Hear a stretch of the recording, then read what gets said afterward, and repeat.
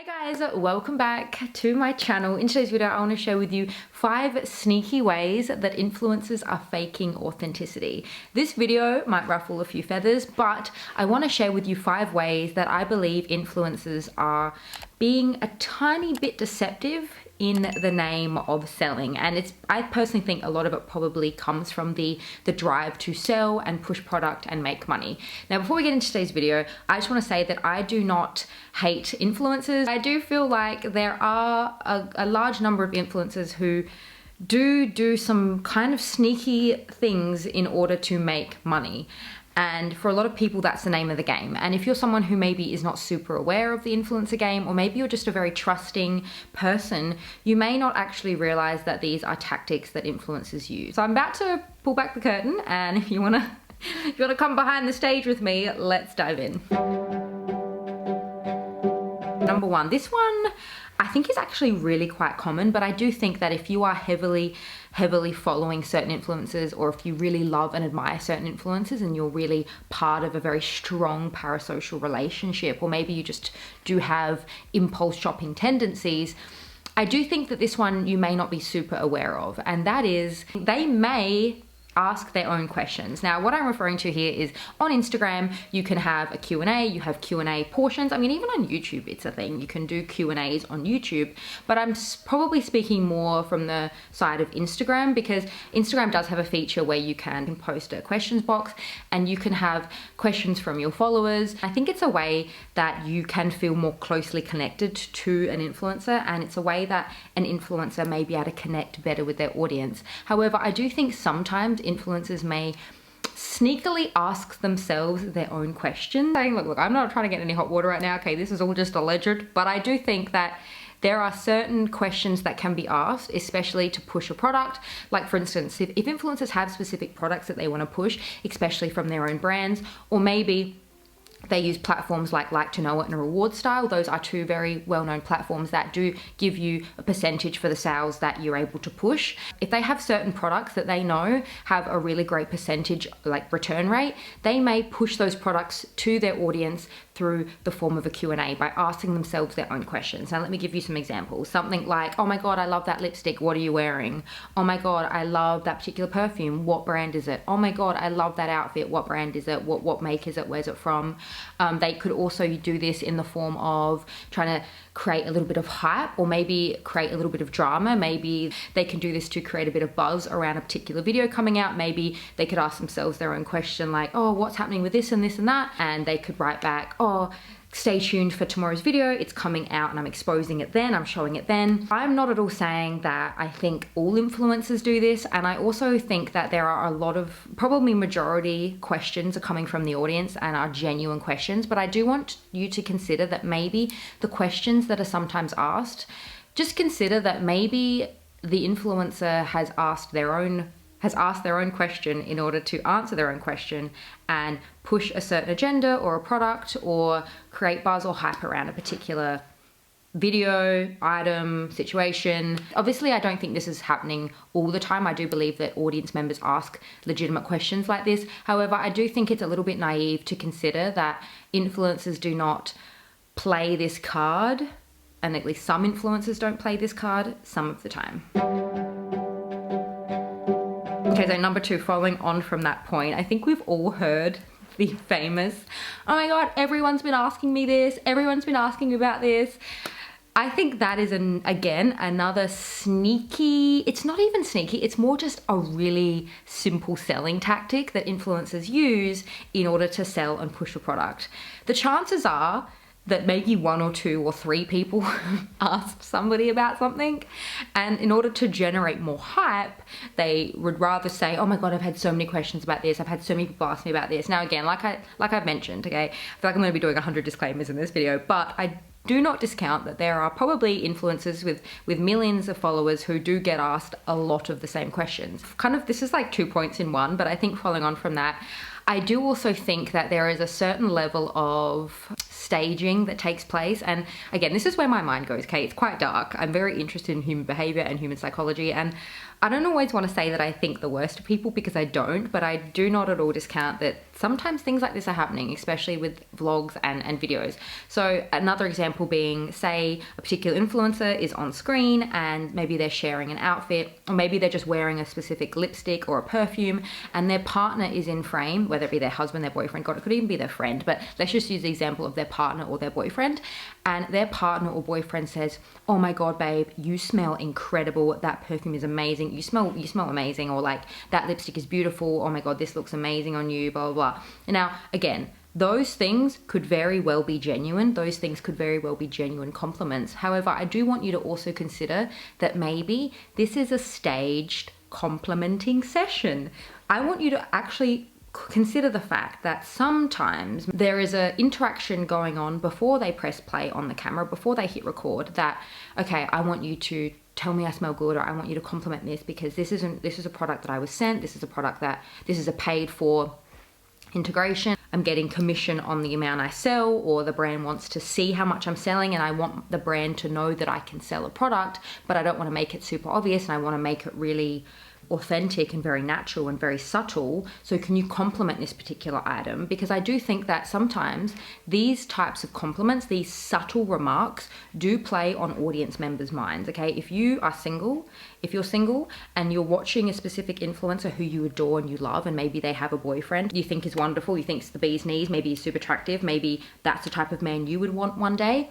If he's complimenting his girlfriend or his wife, and that could sometimes play into your psychology. You could sometimes think, oh, wow, like maybe this is a really great perfume, lipstick, outfit thing that I can attract compliments from the opposite sex. I can get that kind of validation, that attention, and I can kind of get noticed by specific men that I find attractive. Now, I know maybe I'm thinking way too deeply into this because I am a deep thinker and my mind goes to some really kind of far-fetched, sometimes dark, but very far-fetched places. But I do think that this is a very sneaky selling tactic. This is a very staged, authentic interaction that could take place in order to sell and push products. It's so sneaky, it's so subtle. And you've got to remember, guys, that influencing and this particular way of marketing has been around for, God, how long's it been now? Maybe like over 10, 11 years. And in the beginning, it was a lot easier to sell product. It was a lot easier to just come online and mention something. Whereas now the landscape is getting a lot more saturated. There's a lot more influencers in the game, and audience members are not falling for the same old tricks. Audience members are getting a lot more sick of constantly being pushed product. So influencers and companies have to find ways to subtly interject their products into videos and into content by creators. So I do think that this is another very sneaky tactic that influencers could use. Number 3, this one I have my own personal experience with, even though it's more on like a smaller scale, but the very much orchestrated, authentic photo shoots and influencer events that we see in vlogs and in pictures on Instagram, on YouTube, a lot of that is very much orchestrated. And I can guarantee you that if you're actually in that room, I mean, again, maybe it depends on your personality type. I used to attend influencer events in my own city, and keep in mind, okay, I live in a very small city in Australia, so these weren't like huge, massive events. A lot of orchestrated photo shoots, which again, the influencers and people are being brought and invited to these events to obviously make content, to obviously promote it, to obviously take photos. I want you to consider that when you're watching these vlogs and when you're seeing certain photos online from these really cool, amazing out there events, I want you to consider that maybe it's a very different experience for people like us watching it through the camera, okay? Being at certain events like that in my own small little city, God, I can't imagine what it's like in places like LA, New York, like bigger cities. A lot of people are literally just on their phone, in their own little world, talking to the camera. They're not socializing, they're not interacting, because that's not what they're there for. It's such a weird like mind because it looks like a social gathering, a little gathering of people who are all social, but in actual fact, it's all orchestrated to look like that. It's orchestrated authenticity to look like a social gathering, when in actual fact, I can guarantee you a lot of those people are tapping away on their phone, or pressing away on their Canon vlog camera.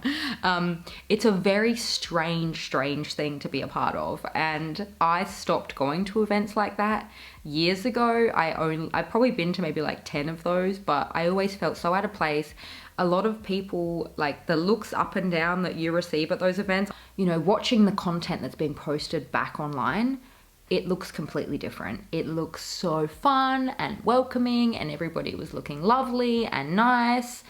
And a lot of the time, that's maybe not what it's like, because if these are things that I've experienced, and again, I'm not saying it's everywhere, like I'm sure there are some really lovely, wonderful, beautiful people and wonderful events and more genuine, authentic interactions, but I just want you to consider that maybe some of those orchestrated events, they're very heavily focused on creating an idea of authenticity, creating an idea that there is a social gathering taking place, when in actual fact it's not a social gathering, it is a posting gathering.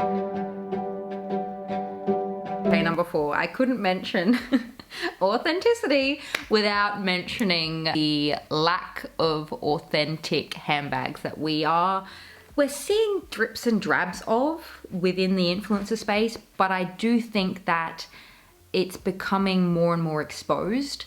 And I think that's because of Instagram accounts, like I think what's that, like the Birkin Slayer or something, the Hermes Slayer, whatever. But I think that there is, and we all know this, but it's interesting to actually see it being exposed. This fake wealth. It's like this fake picture that's being sold. There's been a few influencers who we know of who have been exposed for owning fake bags and for buying fake items and flexing fake bags. You know, we heard about that story we've heard multiple stories about influencers who have faked first class travel, you know, like they take a photo in the first class section quickly before somebody comes and then they duck off to a seat in economy. And I am grateful that these type of behaviors are being more exposed and kind of more called out, because I do think, I mean, this could be a whole video on itself, but it definitely does speak to the influencers' authenticity in themselves, but like their morals, their values, what they stand for, what they promote, who they are as people. And some of you may be watching this and you may think there's nothing wrong with that type of behavior. There's nothing wrong with buying fake bags.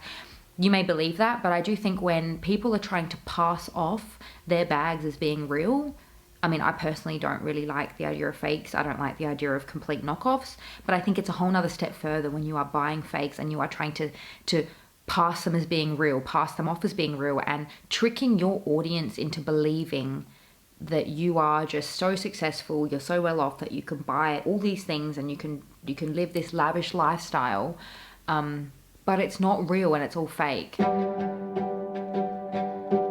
Thing number 5, this one really grinds my gears. It really does bother me. I'm very passionate about this. You may not see the big deal in it, but I do think that for our younger generations, for, you know, young girls who are exposed to Instagram and social media on a daily basis, this can be very damaging. I mean, even as a 30-year-old woman who recognizes these things, I'm just like, immediately unfollow. No, I do not like that. And I have unfollowed multiple influencers who I have known to do this. Some of you may not think this is a big deal. Let me know in the comments down below. I'd love to hear from you in regards to this point. On Instagram specifically, when you post a story, you may know that there is like an array of different filters that you can use on Instagram. There are many different filters that you can use. Some of them are, I think, worse than others. Some of them, you know, you can change your whole face. You can give yourself like lip filler vibes. You can give yourself a nose job. You can give yourself like a skinnier face. There are so many filters that I already think are so damaging to young girls. Like, imagine still coming into your body and coming into your self-esteem and looking at ways that you could look better. Looking at yourself as almost like a better version of you. It's so damaging, and I would like to know the statistics later on of how many of these women grow to have very deep rooted insecurities and get major plastic surgery, because it is so damaging. Oh my God. Anyway, that's one part of it. But the sneaky thing that I don't like, that I think is worse than this whole filter situation, is when influencers will post a story with this particular filter on, save the story, and then repost it. Because if you actually save it first without just posting it straight to your story, it doesn't actually say in the little top left-hand corner what filter is being used on the image. And this I find very deceptive. I know some of you may be like, Caitlin, you're nitpicking, okay? But to me, this is a big deal, because at least when you're using filters, I mean, I'm trying to make a positive spin on it, but when you're at least using filters and posting them straight to your social media, you can see that there is a filter being used. You know, as a user, you can click on the filter all the time and you can see what you look like with that filter on. So you're at least aware that it's not real life in that sense. But when some influencers film a story, purposely save it, and then re-upload it without it being seen in plain sight that it is a filter, I think it's even more damaging to young women and young girls' self-esteem, because it's just such a sneaky way to fake what you actually look like, and it's creating further unrealistic expectations for beauty standards and young girls' body image, self-esteem issues. It's such a layered thing, and I really, really hate it. But it's just such a sneaky little thing, very subtle thing. And I do think that a lot of the influencers that do this, they're probably not, you know, mean-spirited people. You know, they're probably just also caught up in this game, and they're probably doing it because they've got their own insecurities, and they're living in this world that has actually further worsened their own insecurities, and they feel the need to always look perfect or to change certain things about themselves. So it's just a very, very vicious, very ugly cycle that I really hate. And that one was probably weirdly very small and specific, but it does really grind my gears. So let me know what you think of today's video. Let me know, share with me your thoughts, and let me know if you'd like to see a part 2. I'm gonna have another one linked to you right here. If you haven't had enough of me just yet, feel free to join me over there. Thank you so much for joining me in today's video, and I'll see you in my next one. Bye.